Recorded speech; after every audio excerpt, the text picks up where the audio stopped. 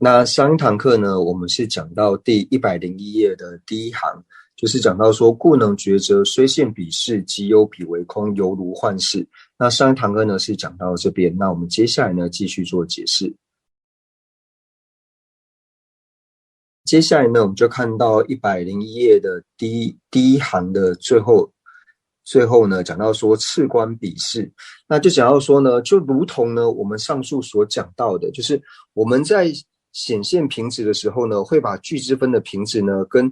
平值的之分二者呢，我们会把它现为呢就是体性相异的。虽然说呢它实际上呢是体性一，但是我们呢在显现的时候呢，会把它现为体性相异一般。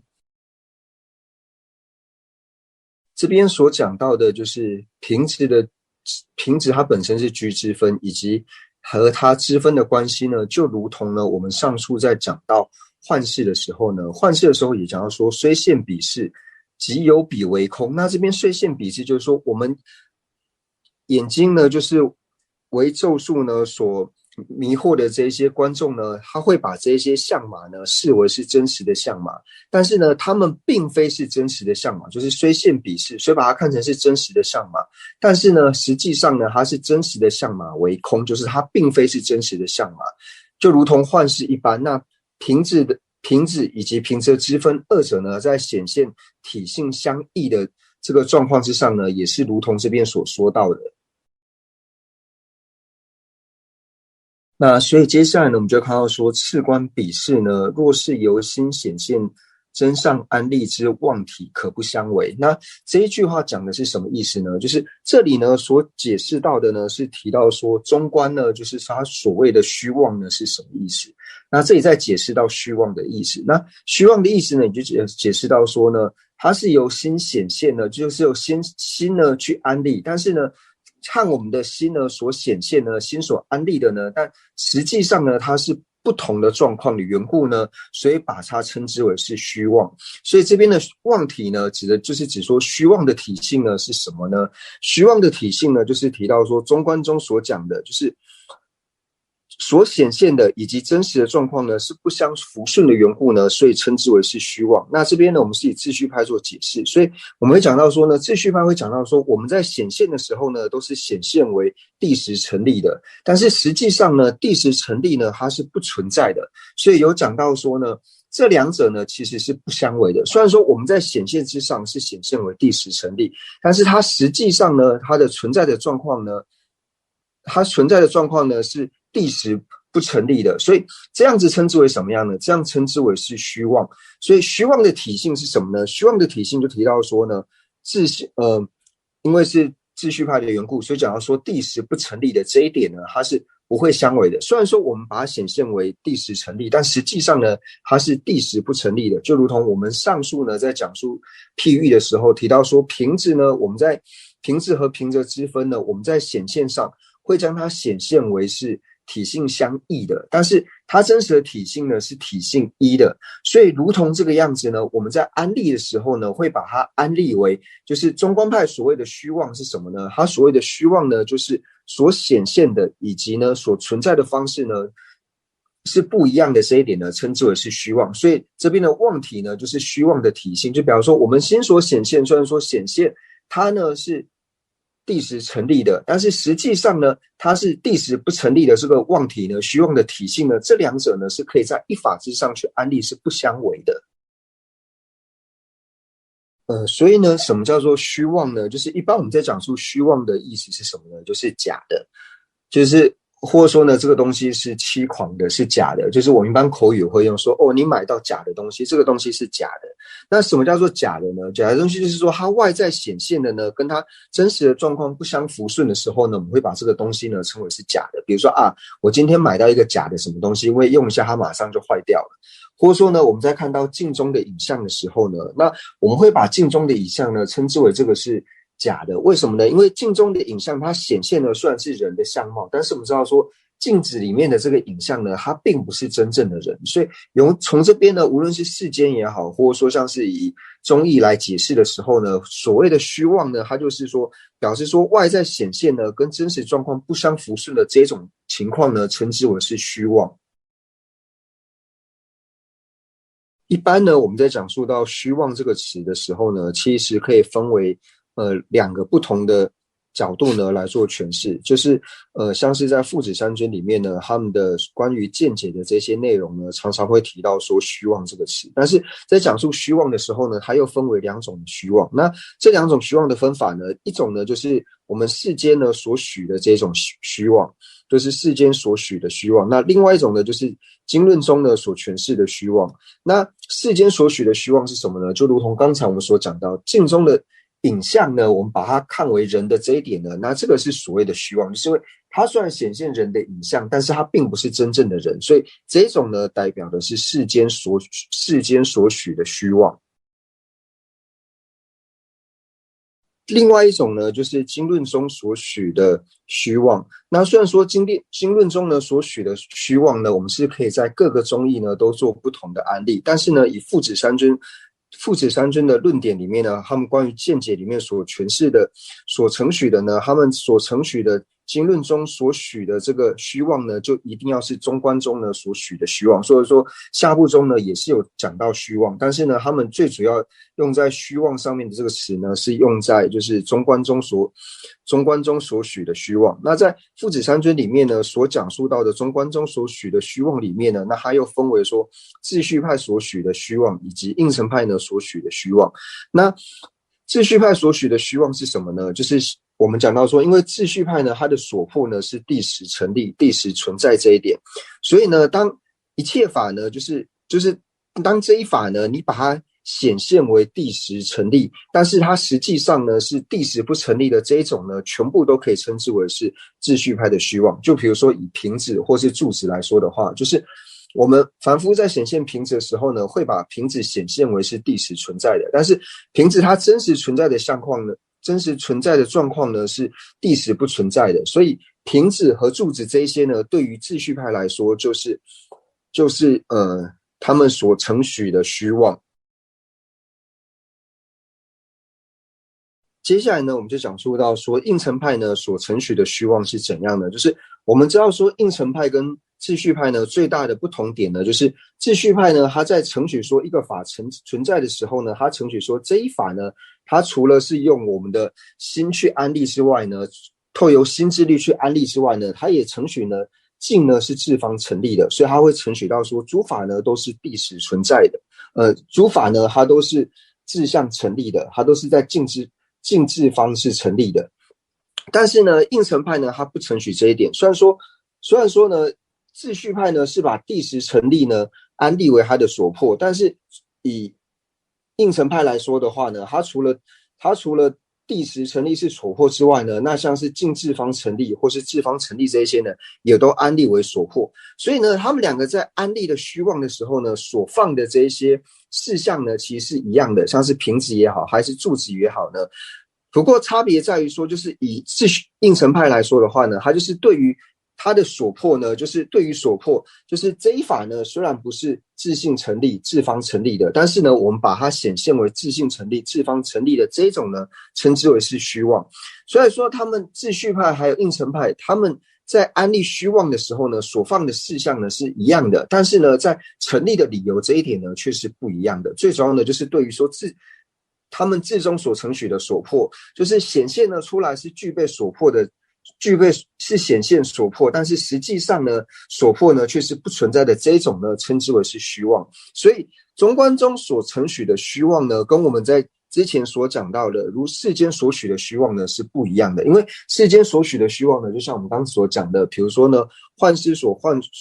幻化出来的象跟马呢，我们会显现象马，真实的象马，但实际上它并非是真实的象马。或者说我们看到阳焰，就是我们看到海市蜃楼的时候呢，会把它指为是真的这种相状，但是实际上呢，它并不是如同我们所看到的一般。那乃至于说我们看到镜中的影像的时候呢，会显现为人，但是它并不是真正的人。就是中观中呢，它所许的虚妄呢，跟世间所许的虚妄不一样的地方呢，就是中观中所许的虚妄呢，它是要加上所破的这种简别。那所以这边讲到说，次观比视呢，若是由心显现真上安立之妄体，那就讲到说由心显现真上安立之妄体呢，这一句呢所表示的就是中观中呢他所许的虚妄的意思，所以可不相违。就讲到说呢，为什么讲到说这个是中观中所许的妄体呢？因为呢就如同它所显现呢是第十成立，但是实际上呢它并非是第十成立这样，所以可以把它这两者呢可以在一法之上呢去安立的缘故，所以在一法之上去安立这个虚妄呢是可以不相违的。因为我们可以在瓶子之上呢显现它是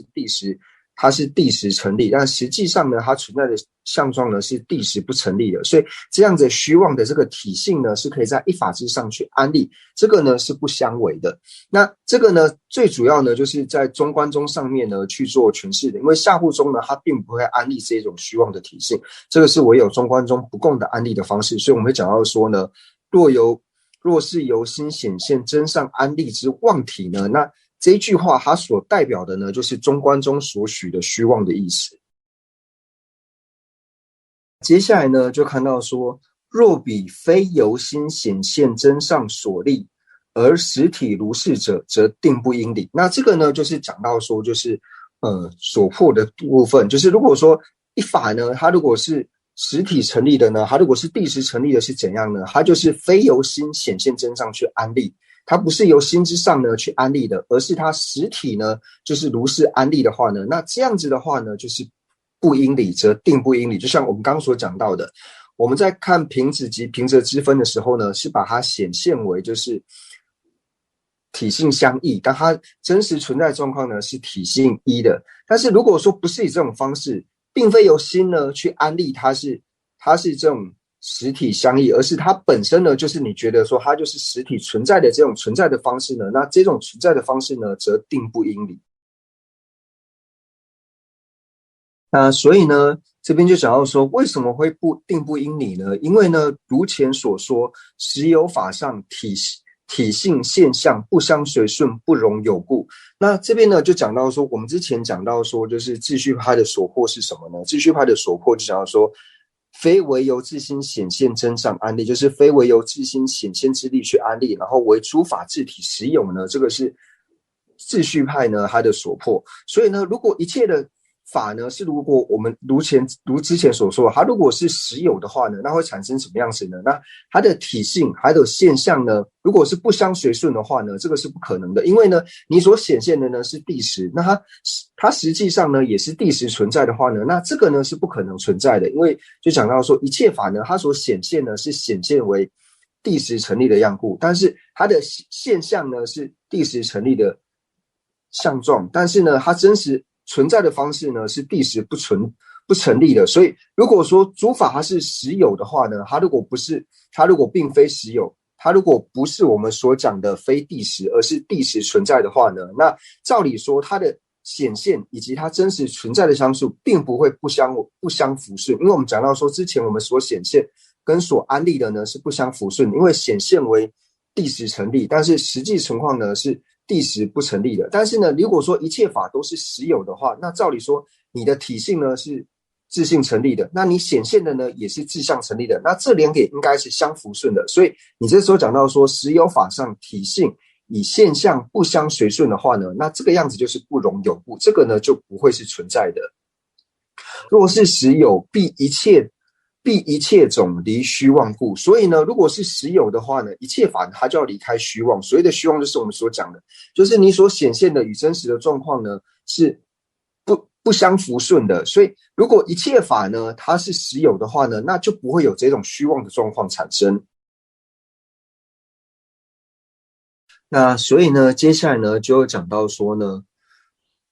见为异性之心，应非错妙，则为一性。就讲到说呢，如果说我们讲到说是承许的话呢，那你就应该远离一切的虚妄。那这个时候呢，我们之前讲到说瓶子和瓶则之分二者呢，如果说我们把它显现为异性，就是显现为体性相异的这个了知呢，就是我们把瓶子显现为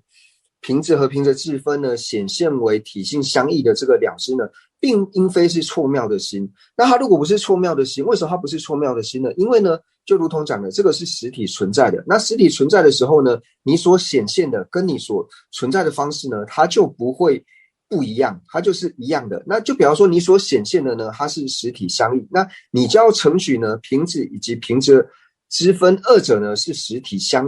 它们的体性呢是相异的。那它们如果体性呢是相异的话呢，则为一性。那就和我们承许说平子和平子之分二者呢是体性一的这一点就成为相违。但是实际上平子和平子的体性是一啊，为什么呢？因为如果说平子和平子的体性呢是相异的话，那平子和平子之分二者呢，它如果说是体性相异的话，那平子和平子之分二者就变得没有任何的关系了。就如同说呢，我们会讲述到说柱子的之分跟平子呢是否是有关系的呢？它们两者是没有关系的。为什么呢？因为这两者体性完全不同的缘故，所以它们两者是没有任何的关系。所以如果平子跟平子的之分二者呢，它如果是体性相异的时候，就变成说这两者变得毫无关联。所以就讲到说，如果呢我们把平子还有平子的之分体性相异的这个，如果是没有错乱的话呢，把它看成是没有错乱的话呢，这样子显现如果是非是错谬的话，那就和我们之前所讲到的平子和平子的之分二者呢是体性一的这一点是相违的，所以讲说则为一性。所以呢这边就讲到说呢，如果呢我们承许到说平子和平子的之分二者呢，它如果是体性相异的话，并非是体性一，而是体性相异的时候，那就代表呢平子和平子之分二者呢不用互相关待，因为呢它二者呢是实有的缘故，既然是实有的话，它就不需互相关待。那如果不相关待的话呢，会有怎样的过失呢？就会变成说呢，那其实所有一切诸法的之分呢，我们都可以说它是平子之分。为什么呢？反正平子和平子之分二者它并不需要互相关待，并不需要互相依存而有。那这样子二者变得毫无关联的时候，因为彼此呢都是实体有，彼此都是实体有的，就会有这样子的过失。所以讲到说见为异性之心呢，应非错谬，就是你把我们看到平子和平子的之分二者呢是体性相异的这一点，如果没有错谬的话，没有过失的话，那这两者呢它就变得是体性相异。那是体性相异的话呢，就并非是体性一。那这个时候呢，这二者呢就完全失去了互相关待的这种关系。那所以呢，以上呢就是我们讲到说呢，以如前说实有法上体性现象不相随顺，不容有故。若是实有呢，必一切种离虚妄故，见为异性之心，应非错谬，则为一性。那这一段话呢，最主要呢就是讲述到呢，一切法呢都并非是第十成立的。那这个并非第十成立的理由呢，就是透由之分以及具之分二者呢，它是体性非体性异，是体性非体性相异，是体性一的这一点呢来成立。那透由这种之分和具之分二者呢，非体性相异呢，然后去成立第十呢第十不存在的这一种说法呢，最主要是依靠的镜命论师呢所承许的方式来做承许的。这边呢也讲述到说呢，就是讲到说，若是实有呢，必一切种呢离虚妄故。那一切法都离虚妄的时候呢，就表示说我们所显现的呢，它就要如同它显现般存在。就显到说呢，如果是实有的话呢，那我们见到就是具之分和质分二者呢是体性相异的这个心呢，它应该也并非是错谬，因为呢，凡是我们所显现的呢，就要如同它显现般存在。那这样子讲的话呢，会有什么样的过失呢？所以呢，我们刚讲述到说呢，如果有一法呢，它是真实存在的话呢，那就表示说它所显现的呢，跟它所存在的真实的状况呢是要符顺的。但是这样子会有什么样的过失呢？就以我们讲说一个普特伽罗来说的话，就以一个友情，以小明来说的话呢，就是有的人呢看到他的时候呢，会觉得说他是他的亲人，那把他显现为亲人的这个友情呢，自然而然就会把小明呢显现为是乐意象。那同样呢，把小明视为仇人的这个友情呢，他在显现小明的时候呢，自然而然呢就显现为不乐意象。但是呢，如果说是如同这边所讲到的，如果说诸法呢都是实有的时候呢，就表示说你所显现的跟真实的状况呢，它是要相符顺的时候，那对于说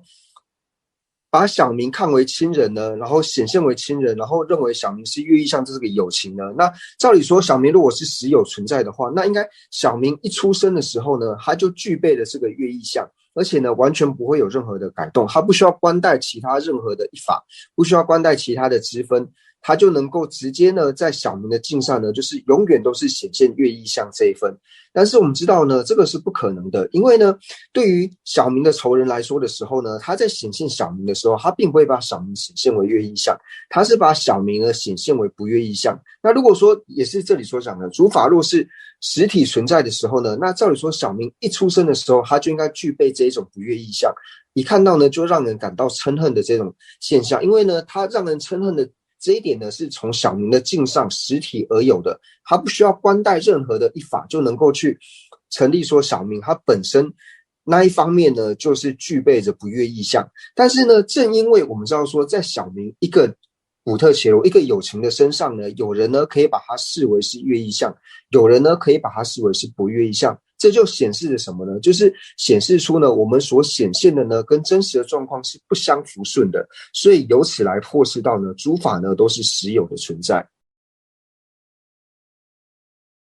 那所以同样的呢，对于我们个人呢所执持的贪净，或者说我们个人所执持的这种嗔净呢，那我们对于我们所显现的贪净的时候呢，我们自然而然就把它显现为就是乐意相。那对于我们所执持的嗔净的时候呢，我们自然而然就把它显现为非乐意相。但是呢，我们要知道说，对于这一法呢，我们对它把它执持为贪净，或是乐意相，或是不乐意相呢，最主要呢是透由我们的心呢去安立的，并不是说镜上呢本身就是不需要关带其他法，它本身就是乐意的这个实体上呢是成立的，或者是不乐意的这种第十的实体上呢是成立的。最主要呢是透由我们贪的这种非理作意呢去增上安立的缘故呢，所以把它显现为是乐意相。那对于我们所嗔恨的这个对象呢，也是透由我们嗔的这个非理作意呢，非理作意去增上安立为不乐意相。所以我们了解到呢，这些其实都是由我们的心去安立的，并不是说在这一个境上呢，它本身就是具备这样子乐意或是不乐意的这种实有相。所以呢，诸法如果是实有存在的话呢，那照理说我所显现的呢，跟它所存在的状况应该是一模一样，就不会出现说呢，显现呢是第十成立，但是呢，它真实的状况呢又是不成立，或是我们所显现的呢是体性相异，但是实际上呢，它又是体性一的这种状况呢，就不应该是存在，所以才会讲到说呢，若是实有呢，必一切种离虚妄故，见为异性之心，应非错妙。那如此呢，则为一性。那接下来呢，我们就继续往下看。那此若已成呢？那这个此若已成的这个此呢，指的是说我们对于说就是事物的法类，就是我们刚刚讲到说呢，之前讲到说所知呢，它分为有事还有无事这两种。那我们在解释有事，就讲到说事物的这个法类的时候呢，我们是讲到说从知分以及具知分的这个角度呢，然后去破除呢它是实有的。那从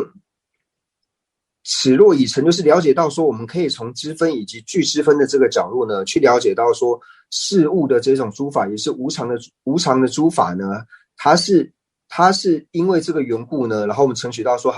它非实体而有的时候呢，那则于无事法。那无事法呢，指的就是常法，就是讲到有事无事。那无事就是非事物的法类，那非事物的法类呢，就讲到说是常法。那对于常法呢，我们同样也可以透由这个知分以及具知分的道理呢，来破释实有，亦依此理而破实有。这边就讲到说呢，那如何透由就是有知分，然后我们刚刚是讲到说，之前呢是用有知分呢来破释到就是讲到说就是无分，那就是分呢又分为就是像是方分以及实分这两种呢。那这边讲说如何透由就是有分呢来破释无分的这一点。那有分而破释无分的这一点呢，除了说是在有为法上面可以去理解的话呢，那同样也可以用同样的理路呢来破释无为法之上的实有。就比如说我们讲到说无为的虚空，就是讲说这个虚空无为呢，就是无为的虚空，就是常法的这个虚空呢，应许遍诸色法，就是我们可以承许到呢，虚空呢它本身呢算是常法，但是呢我们可以承许这个虚空呢，它其实遍在一切的这个色法之上。就比如说呢，我们讲到说，就是比如说以一本书来说，这本书的上方呢，一定是遍布的这个无为的虚空。那无为的虚空呢，它本身片在这一本书之上的时候呢，亦应许彼有片东分与片余分之分。那既然你承许说呢，天空呢，它是片在这本书之上，那这本书我们知道说，这个书呢，它本身是分为东南西北四方。那同样我们就可以知道说，那片于这个书之上的这个虚空呢，它同样呢，也有在书的这一方，比如说书的东方的上面这一分的虚空呢，那片于书东方上面的这个虚空呢，它不会片于书西方之上的这个虚空。那片于书南方之上的这个虚空呢，它也不会片于呢，就是在书北方之上的这个虚空。所以同样呢，我们也可以在无方分，就是无为的这个我们不是无方分啊。同样的，我们可以在这个无为的虚空之上呢，安立到就是有东南西北的虚空的存在。所以呢，在讲到说呢，就是比如说呢，我们可以讲到说，这个虚空呢，它除了说以一法来说呢是不骗之外呢，那同样的呢，我们可以说就是片于瓶子之上的虚空呢，它并不会片于是柱子之上的虚空，它并不会是柱子上的虚空。同样的呢，以一法来说呢，一法如果是像是我们刚才以书来做譬喻的话呢，那书呢可以分为书的东南西北四方。那同样呢，在东方的虚空呢，不会变成书西方的虚空，那书北方的虚空呢，也不会变成书南方的虚空，彼此呢还是可以安立它不同的方分。那如是呢，法性亦有所片诸分。那如同呢，虚空是这样片于诸色法之上呢，那法性也是一样。因为我们知道说呢，瓶子之上的法性呢，并不会成为柱子之上的法性，它彼此呢也是有不同的。所以如是呢，法性呢亦有所片诸分。那所以呢，接下来呢就讲到说呢，那同样的呢，即有前后觉会通达诸分。那我们就讲到说呢，虽然说呢，无为的虚空呢，它本身呢并没有所谓的刹那刹那的变换的这个差别，但是呢，我们知道说，凡是有法呢，必有正得它的一个量。所以正得虚空的量来说的呢，具得虚空的量来说呢，它一定也是这个量本身呢，也可以分为就是前一刹那正得虚空的量，以及后一刹那正得虚空的量。那这两个量呢，既然会安立为就是前一刹那正的虚空的量以及后一刹那正的虚空的量的时候呢，就表示说它是有一个前后的时，就是正的这个虚空的量，它本身是有前后时。那前一刹那正的它所正的虚空呢，跟后一刹那所正的虚空呢，又是不一样的。所以由此呢，虽然是无为法，但是我们也可以在无为法之上呢，就是去安立有方分以及有时分，这一点呢是一样的。所以就会讲到说呢，即有前后觉会通达诸分。同样的，通达这一法的这个时分呢，我们也是可以去安立前一刹那以及后一刹那。那于无为法亦如是。所以呢，从这边呢，我们就可以讲到说，除了虚空呢是这个样子之外呢，那其他呢，所有一切的无为法呢，也是一样的。所有的无为法呢，它都可以分为此分以及有此分，亦非异性，而是一性。就是它所有的这个分以及它的有分呢，同样的这两者呢，也并非是体性相异的，这两者呢，也是体性一的。所以呢，就讲到说呢，此分与有分呢，亦非异性，而应是一性。那如果是这个样子的话呢，若此性是妄，可不相为。那就讲到说呢，那这就如同我们刚才在讲述有为法的时候一样。那同样呢，它的有分以及它的具之分这二者呢，具之分以及之分这二者呢，我们在显现的时候呢，也是同样呢把它显现为是体性相异，但实际上呢，它应该是体性一的。所以这样子呢，就表示说所显现的呢，跟所存在的呢，它是虚妄的。那这样子呢，同样可以在一法之上去安立，所以它同样呢也是不相违的。如果是呢无为法，它如果是实有的话呢，那则不应理，那广如前破，就如同之前呢我们在破释的时候是一样的。所以在这边呢，我们可以知道说，我们可以透由就是有分的这个理路呢，从有分去破斥无分，就是无方分或是无实分也好，从有分的理路呢去破斥，然后由此呢慢慢去成立呢，诸法呢皆是虚妄的，那诸法呢皆非实有的，这个呢是如之前所讲述到的一样呢，我们是可以透由同样的理路呢来做成立。那接下来呢，就讲到说，如是观察，便能成立一切所知皆非实有。因为从上面呢，无论说像是有为法或是无为法呢，我们都可以了解到说呢，一切的所知呢，它皆非实有。那如是承许的方式呢，是净命师徒所许。那就有讲到说呢，那有说分与有分，为观有事非也。那这边就讲到说呢，以净命大师的角度来看的话呢，就是我们在成立一切法皆非实有的时候呢，最主要的理路呢，就是从这个有分以及呢，从有分呢破斥无分的这个理路开始呢，然后成立到说诸法呢皆非是实有的。那虽然说呢，从净命论师呢，他本身呢也是有承许到说像是缘起正因或是离异义正因呢，然后来承许呢诸法呢就是皆非实有。但是这边最主要呢所讲述到的呢，就是透由就是有分以及无分的这个理路呢，从分与有分的这个角度呢，然后来成立呢一切法呢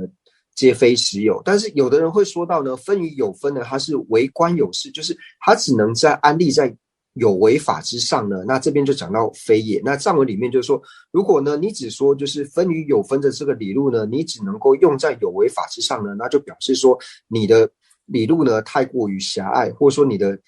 的心呢太过于狭小呢，才会有这样子的状况。所以像然后说有说分与有分呢，为观有事，就是为观就是有事，就是唯有事物法才能够这样去做观察的话呢，那这个呢是不成立的。所以讲到说非也。接下来呢，就讲到说，就是未学宗派者共许之虚妄。那未学宗派者共许之虚妄呢，就是如同我们刚才所讲到的呢，就是世间呢所许的虚妄。那世间所许的虚妄呢，就是同样的，就是这两个是同样的意思，就是说我们还没有学习宗义的时候，就是一般人呢所承许的虚妄呢，